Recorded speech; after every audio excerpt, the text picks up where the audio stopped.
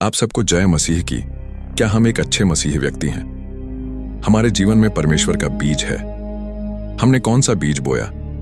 परमेश्वर के लिए। अगर हमारे अंदर परमेश्वर का बीज बोया हुआ है, कैसे पता करें? हमारा बीज एक एक अच्छा फल बना है। हमारा फल परमेश्वर को पसंद आ रहा है या नहीं, या हम शैतान के रास्ते पर चल रहे हैं?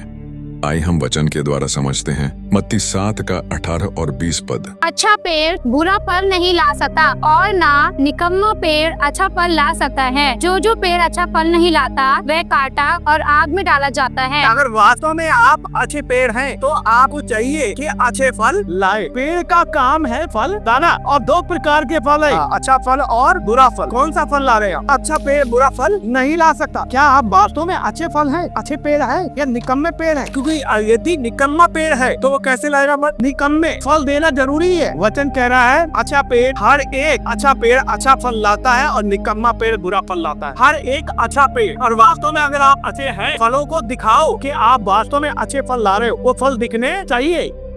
अगर निकम्मा पेड़ है तो अच्छा फल लाएगा ही नहीं। आप कौन सा फल ला रहे हैं, अच्छा फल या निकम्मा फल? वचन कहता है, अगला पद पढ़िए क्या लिखा है। जो पेड़ अच्छा फल नहीं लाता वह काटा और आग में डाला जाता है। इस प्रकार उनके फलों से तुम उन्हें पहचान लोगे। अच्छा फल लाना यानी फल लाना जरूरी है। फल लाना अनिवार्य है कि आप फल लाए। अगर फल नहीं लाएंगे, हम कह रहे हैं कि मसीह के लोग हैं, तो फल कहाँ है? प्रभु यीशु मसीह अंजीर के पेड़ के पास गया बड़ी आशा के साथ कि इस पेड़ पर मुझे फल मिलेगा, लेकिन उस पेड़ से उसे फल नहीं लिया। हमारा कार्य है कि हम फल लाए। अब सवाल ये है कि फल ला कौन से रहे? निकम्मे या अच्छे फल, बुरे या अच्छे फल? कौन से फल ला रहे? अगर आप कह रहे हो अच्छा फल ला रहा हूँ, वचन में लिखा है, तो उनके फलों से तुम उन्हें पहचान लोगे। फलों से पता लग जाएगा कि ये पेड़ कौन सा है, कौन सा अच्छा पेड़ या निकम्मा पेड़ है। अपने आप से पूछे कि हम कौन सा पेड़ है और कौन से फल हम अपने अंदर ला रहे हैं, क्योंकि फल तो लाना जरूरी है, अनिवार्य है। यदि फल नहीं लाएंगे तो काटे जाएंगे और आग में डाल दिए जाएंगे। पर वो परमेश्वर हमसे अपेक्षा कर रहा है कि हम फल लाए। वचन क्या कह रहा है? एक जगह से पढ़ेंगे, लूका समाचार का 13 अध्याय और उसका 6 से लेकर के 9 पद तक। फिर उसने यह दृष्टांत भी कहा, किसी की अंगूर की बारी में अंजीर का पेड़ लगा हुआ था। वह उसमें फल ढूंढने आया परंतु ना पाया। तब उसने बारी के रखवाले से कहा, देख 3 वर्ष से मैं इस अंजीर के पेड़ में फल ढूंढने आता हूँ परंतु नहीं पाता। इसे काट डाल कि ये भूमि को भी क्यों रोके रहे। उसने उसको उत्तर दिया, हे स्वामी, इसे इस वर्ष और रहने दे कि मैं इसकी चारों ओर खोद कर खाद डालूं। यदि आगे को फले तो भला, नहीं तो उसे काट डालना। फल दोगे तभी बचे रहोगे। वो पेड़ किसी काम का नहीं जो फल नहीं लाता। कई बार उनकी लकड़ी काम में आती है, लेकिन कई ऐसे पेड़ हैं जिनकी लकड़ी काम नहीं आती। लेकिन प्रभु किसकी बात कर रहा है? ये मेरे और आपकी बात कर रहा है। हालेलुया। क्या उसने दृष्टांत में कहा कि किसी की अंगूर की बारी में एक अंजीर का पेड़ लगा हुआ था और वह उसमें फल ढूंढना है परंतु ना पाया। तब उसने बारी रखवाले से कहा कि 3 वर्ष में इस अंजीर के पेड़ से फल ढूंढते आया हूँ। 10 साल से विश्वास करते हैं, 20 साल से विश्वास करते हैं, लेकिन पेड़ पे फल नहीं है। मैं वही बात, हालेलुया। और 3 वर्ष से आ रहा है लेकिन फल नहीं मिला। फिर तब उसने बारी के रखवाले से कहा, 3 वर्ष से मैं इस अंजीर के पेड़ में फल ढूंढने आता हूँ परंतु नहीं पाता। वो कह रहा है, मालिक ये जमीन को खाली क्यों? फल तो ला ही नहीं रही है, तो क्या करा जाए? इसे काट डालो। उसने कहा नहीं, क्या कर? इसे इस वर्ष और रहने दे। 1 साल का मौका।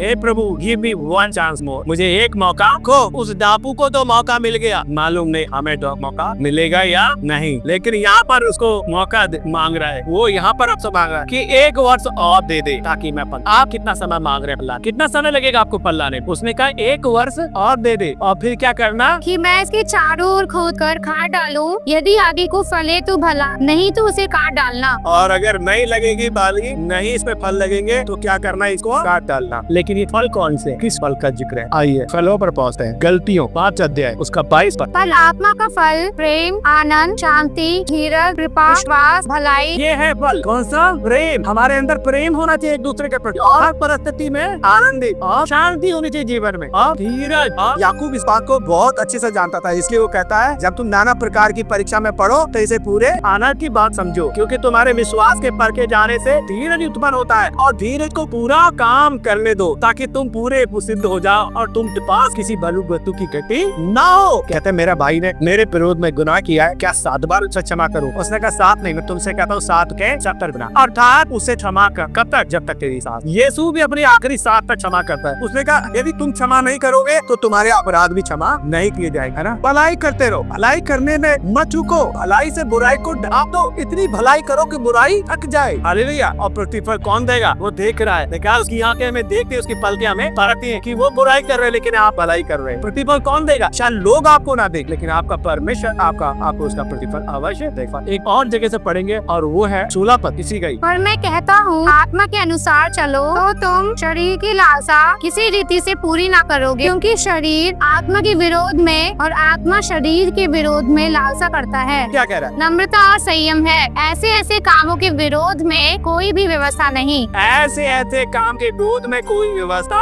अगर हमारे अंदर नम्रता है, दीन पवित्रता है, संयम, धीरज, प्रेम, भलाई है, कृपा है, तो कोई व्यवस्था, परमेश्वर का वचन करे, ऐसे कामों के विरोध में कोई भी व्यवस्था नहीं है। क्योंकि 16 पद क्या कह रहा है? पर मैं कहता हूँ आत्मा के अनुसार चलो। आत्मा के अनुसार चलो तो तुम शरीर की लालसा को किसी रीति से पूरा नहीं करोगे। और 24 पद कह रहा है, और जो मसीह यीशु के हैं उन्होंने शरीर को उसकी लालसा और अभिलाषा समेत क्रूस पर चढ़ा दिया। हालेलुया। क्योंकि 19 पद क्या कह रहा है? शरीर के काम तो प्रकट है, अर्थात व्यभिचार, गंदे काम, मूर्ति पूजा, टोना, बैर, झगड़ा, ईर्ष्या, क्रोध, विरोध, फूट, विधर, डाह, मतवालापन और इनके जैसे और काम है। इनके विषय में मैं तुमसे पहले से कह देता हूँ, जैसे पहले कह भी चुका हूँ, ऐसे ऐसे काम करने वाले परमेश्वर के राज्य के वारिस ना होंगे। ऐसे काम करने वाले परमेश्वर के राज्य में प्रवेश नहीं। ये है दुष्ट आत्मा के फल। हालेलुया। लेकिन पवित्र आत्मा के फल अगर तुम्हारे पास है तो परमेश्वर का वचन क्या कहता है कि ऐसे कामों के विरोध में कोई भी व्यवस्था नहीं है। हालेलुया। हमारे अंदर अगर ये फल है, कौन से फल? नम्रता, दीनता, पवित्र आत्मा के फल। और यदि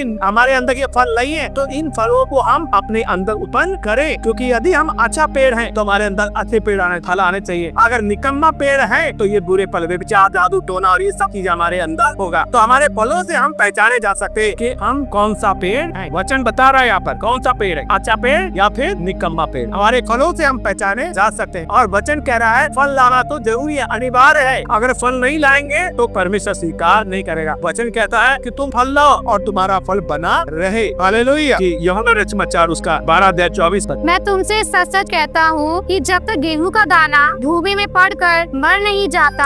अब ये जो फल लाने हैं के लिए क्या करना पड़ेगा? उस गेहूं के दाने के समान बनना पड़ेगा कि मरना पड़ेगा। जैसे गेहूं का दाना जमीन में पड़ के पहले मरता है, पुराना जीवन दफन करता है, उसका पूरा गेहूं की परत उतरती है ना, तब उसमें से एक दाना जो होता है कई दाने पैदा कर, वो खोल उतरता है, जमीन में जाता है, अकेला एक दाना, उसका पुराना खोल उतरा, गहराई में गया और उसमें से एक पेड़ निकला, फिर उसमें कई बालियां आ गई। कब हुआ? तब जब तक ये मरा नहीं। आप फल लाना चाहते हो तो आपको मरना पड़ेगा, अर्थात उस पुराने जीवन को त्यागना पड़ेगा। हालेलुया। तब आप अच्छा फल ला सकते हो। और एक फल नहीं वरन अनगिनत फल आप परमेश्वर पे निरंतर आशीषित करता रह जाएगा। वो बहुत फल लाता है। और कितना फल? वचन कह रहा मत्ती 13 अध्याय 22-23। जो झाड़ियों में बोया गया यह वह है जो वचन को सुनता है, पर संसार की चिंता और धन का धोखा वचन को दबाता है। किसको? वचन जो सुन रहे हो। हम पिछले दिनों देख रहे थे कि तूने अपने उपदेश इसलिए दिए कि वो यत्न से माने। उपदेश खाली यहाँ पे प्रचार करने के लिए नहीं है, वचन खाली यहाँ पे प्रचार करने के लिए नहीं है, वचन खाली सुनने के लिए नहीं है। वचन इसलिए है कि वो यत्न से माने जाए। वचन सही था 119 का 4था पद क्या लिखा है? जल्दी से पढ़े। तूने अपने उपदेश इसलिए दिए कि वे यत्न से माने जाए। काय के लिए दिए? युद्ध क्यों वचन दिया जा रहा है? खाली सुनने के लिए, खाली पढ़ने के लिए? यत्न से माने,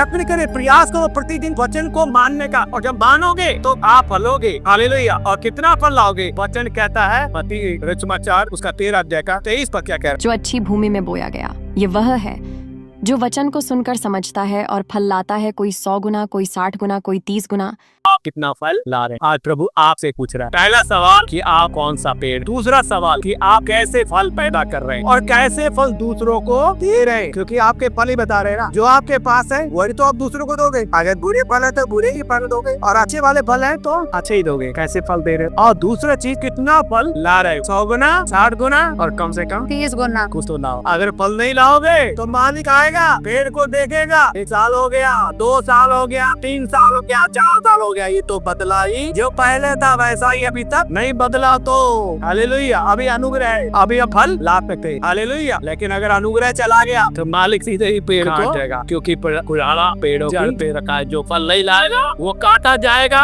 और आग में अपने आप को जांचें, परखें, देखें कैसे पेड़ निकम्मे या बुरे, कौन सा फल ला रहे हैं, बुरा या अच्छा, कौन सा फल दूसरों को दे रहे हैं और कितना फल, क्योंकि मालिक को फल चाहिए। क्योंकि एक बात आखिरी बार पढ़ दीजिए, यूहन्ना 15:8। मेरे पिता की महिमा इसी से होती है कि तुम बहुत सा फल लाओ। कितना फल लाओ? तुम तो 30 गुना भी नहीं ला रहे हो। मेरे पिता की महिमा इसी से होती है कि तुम बहुत सा फल लाओ। कितना फल लाओ? वचन को सुनने वाले बताओ, आप कितना फल लाओगे? 100 गुना, 60 गुना या हालेलुया। फल लाना तो अनिवार्य है, लाना ही, क्योंकि मालिक को फल चाहिए। हालेलुया। प्रभु आप सबको आशीष दे। यदि आप यीशु से प्रेम करते हैं और उनसे शर्मिंदा नहीं हैं, तो उन लोगों को भेजें जिन्हें आप अपना परिवार मानते हैं।